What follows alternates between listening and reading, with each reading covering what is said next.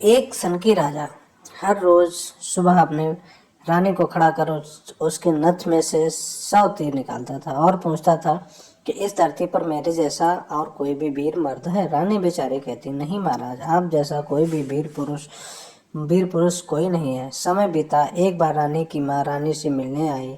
जब उसने रानी की हालत देखी तो उसकी आंखों में पानी आ गया और बोली, बेटी, यह कैसी हालत बना रखी है, बिल्कुल सूखी लकड़ी के समान हो गई है। तुम्हें कोई बीमारी है, कोई दुख दे रहा है, या फिर तुम्हें समय से रोटी नहीं मिल पा रही है? आखिर क्या बात है? अब रानी कैसे अपनी माँ को अपना दुख बताती कि राजा हर रोज उसे सुबह खड़ा करके उसके नथ में से 100 तीर निकालता है और हर तीर में उसका कलेजा बाहर आने को ही जाता है। अगर वह जरा सा भी हिली या राजा जरा सा भी चूका तो प्राण गए। जब माँ ने बार बार दबाव देकर रानी से पूछा, तब रानी बोली कि क्या बताऊँ माँ, किसी चीज की कमी नहीं है। अन्न का भंडार भरा हुआ है, पीने का अच्छा पानी है, तो फिर बात क्या है बेटी? माँ ने इस बार रानी का हाथ पकड़कर अत्यंत रुदन स्वर से पूछा।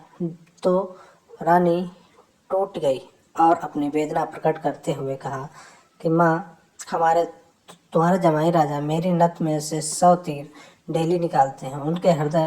उनसे मेरा हृदय थर थर कांपता है। मेरी तरह आता हुआ हर तीर मुझे अपनी जिंदगी की आखिरी तीर प्रतीत होता है। यही बात मुझे हर समय अंदर ही अंदर खाया जाती है कि आज तेरा आखिरी दिन है।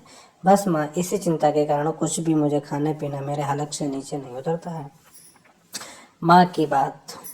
रानी की माँ ने हैरान होते हुए कहा कि यह तुम कह रही हो बेटी, यह कब हुआ? रानी बोली, यह मत पूछो माँ, कब हुआ, यह पूछो कि कब नहीं हुआ। राजा हर रोज सुबह मुझे खड़ी करके सबसे पहले मेरी नथ पे 100 तीर निकालता है। इसके बाद अपना दिन शुरू करता है। कुछ बोलते भी हैं? रानी बोली, हाँ माँ, कहते हैं इस धरती पर मेरे जैसा कोई मर्द और है। रानी की माँ रानी की माँ कुछ सोचते हुए बोली, बेटी चिंता मत करो। कल जब वो तुमसे पूछे कि तो कह देना कि दुनिया में मर्द बहुत हैं, घर नहीं तो बाहर बहुत हैं।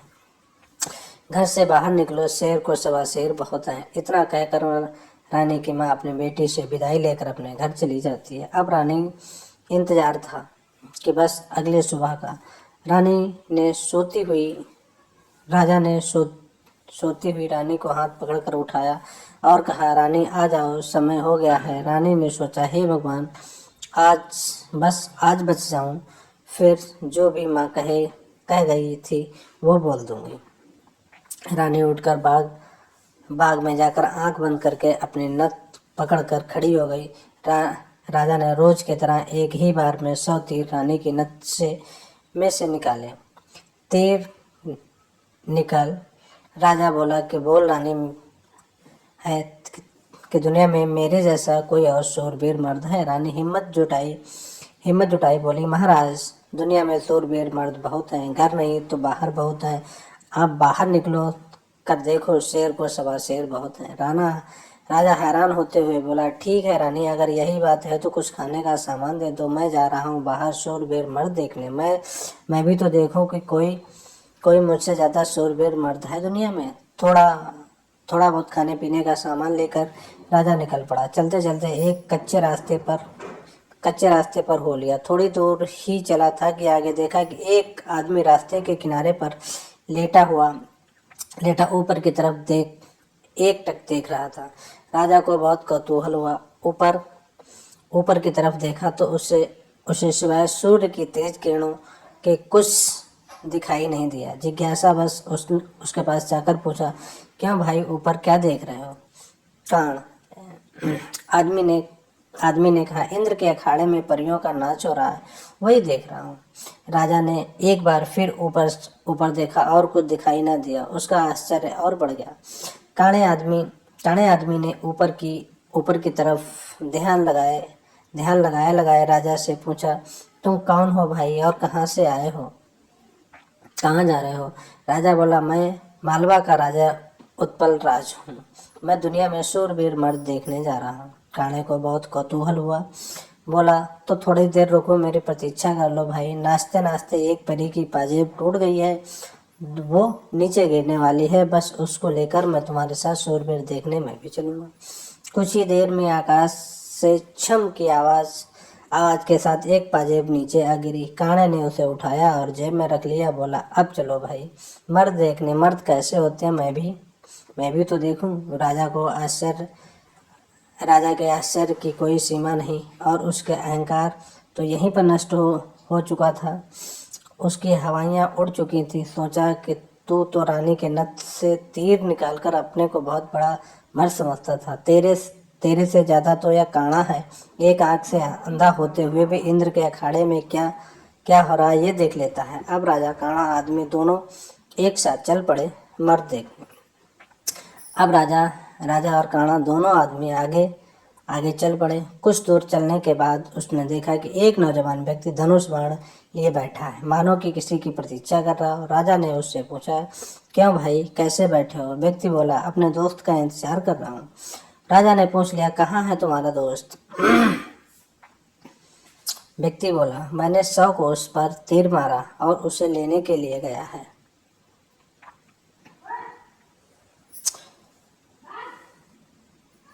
यह सुनकर राजा चौंक गया। 100 कोस? इतनी हैरानी से कहा उसने। उसके आने में तो कई दिन लग जाएंगे। नौजवान ने मुस्कुराते हुए जवाब दिया, नहीं महाराज, उसे आने में केवल 1 घंटा लगेगा। इतने में एक लंगड़ा व्यक्ति नौजवान के तीर के साथ वहां आ पहुंचा।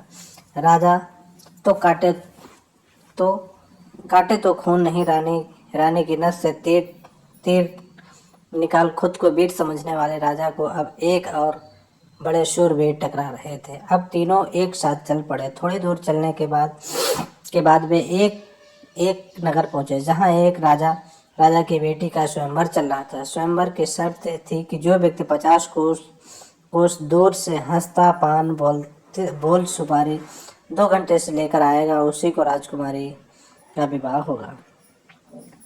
चारों में से केवल एक लंगड़ा व्यक्ति ही यह कार्य करने में सक्षम था। उसने शर्त को स्वीकार किया और हंसता पान बोल सुपारी लेने के लिए निकल पड़ा।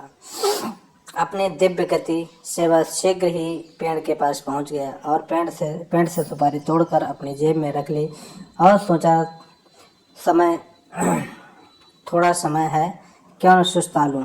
इस पेड़ के नीचे लेट गया और ठंडी हवा के झोंकों में वो सो गया। उधर तीनों साथी चिंतित हो रहे थे कि समय पूरा होने वाला है। काणे ने अपनी दिव्य दृष्टि से देखा कि लंगड़ा व्यक्ति सो रहा है और एक जहरीला सांप उसकी ओर बढ़ रहा है, और उसने तुरंत नौजवान से कहा कि सांप को बचाने के लिए एक तीर मारो।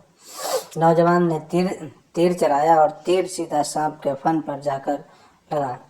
सांप मर गया और तीर की आवाज से लंगड़ा व्यक्ति जाग गया, और उसने तुरंत हंसता पान बोल सुपारी उठाई और तेजी से नगर की ओर भागा। समय रहते वह राजमहल पहुंच गया और स्वयंवर की शर्त पूरी कर ली। अब समस्या यह थी कि राजकुमारी का विवाह किसका हो। सभी ने विचार किया कि राजा ने कहा कि मैं तो पहले से ही शादीशुदा हूँ, इसीलिए मैं इस विवाह के योग्य नहीं हूँ। काणे ने कहा, मैं तो इंद्रलोक के नृत्य में मग्न हूँ, मुझे मेरे दिन भगवान को याद करने के लिए। युवा तीरंदाज ने कहा कि शर्त पूरी होने वाले लंगड़े व्यक्ति का ही राजकुमारी पर हक बनता है। सभी ने उसकी बात मानी और लंगड़े व्यक्ति का विवाह राजकुमारी से करा दिया। राजा उत्पल अपने राज्य लौट आए। उसने न केवल अपनी रानी से माफी मांगी, बल्कि उसे जीवन भर सम्मान देने का वचन भी दिया। और अब वह समझ चुका था कि सच्ची वीरता बाहर शक्ति नहीं, बल्कि विनम्रता, करुणा, दूसरों की महानता को स्वीकार करने में होती है। दोस्तों, कहानी आपको कैसी लगी हमें कमेंट में ज़रूर बताएं। और हाँ, वीडियो को लाइक, शेयर, कमेंट्स, सब्सक्राइब ज़रूर करें। Thank you.